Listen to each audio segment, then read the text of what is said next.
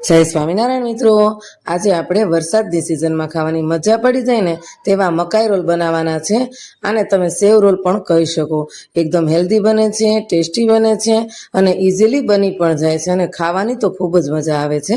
તો ચાલો ફટાફટ બનાવી લઈએ મકાઈ રોલ. તો તેની માટે અહીંયા આપણે બાફી અને મેશ કરેલા બટેકા લઈ લેવાના છે. તમે જોઈ શકો છો અહીંયા આપણે 1.5 કિલો જેટલી મકાઈ લીધી છે. તો તેની સામે 2 થી 3 નંગ જેટલા બટેકા બાફીને લીધા છે. મકાઈને પણ આપણે સરસ એવી ઝીણી ઝીણી ચોપ કરી લીધી છે. એકદમ મોટા મોટા દાણા નથી એડ કરવાના. ત્યાર પછી 2 વાટકી જેટલા ચોખાના પૌવાને પલાળીને એડ કરવાના છે.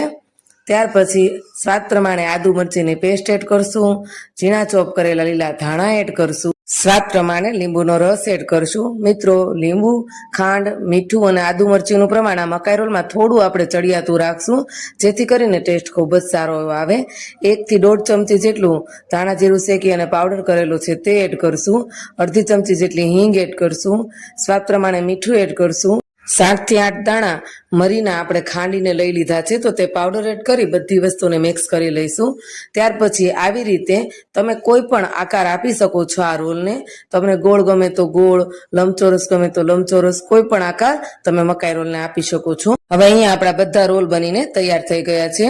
તો તેને આપણે મકાઈના લોટની વ્યોરીમાં આવી રીતે ડીપ કરી અને પછી તરત જ સેવૈયા કે બરેજ પણ કહી શકો તમે, એની અંદર આવી રીતે લપેટી દેવાના છે, જેથી કરીને ઉપર એકદમ સરસ એવું કોટિંગ થઈ જાય સેવૈયાનું, જેથી ખૂબ જ સરસ એવો ટેસ્ટ પણ આવશે સેવ રોલનો, એટલે કે મકાઈ રોલનો, અને એકદમ દેખાવ પણ ખૂબ જ સારો એવો આવશે.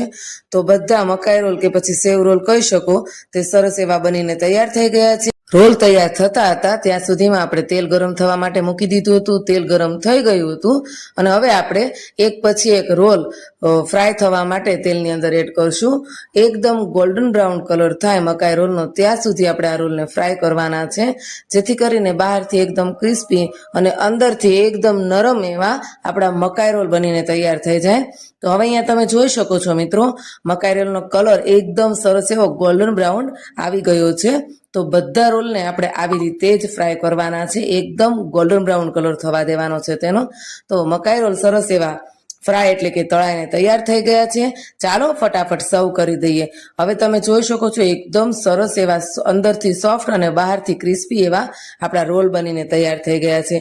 મિત્રો, આ રોલને તમે દહીંની ચટણી, તીખી ચટણી, મીઠી ચટણી, કોઈ પણ ચટણી સાથે સર્વ કરી શકો છો. જો તમને મારી મકાઈ રોલની આ રેસીપી ગમી હોય તો વિડીયોને લાઇક, શેર, સબસ્ક્રાઇબ કરજો. કોમેન્ટ કરજો કે તમને આ રેસીપી કેવી લાગી.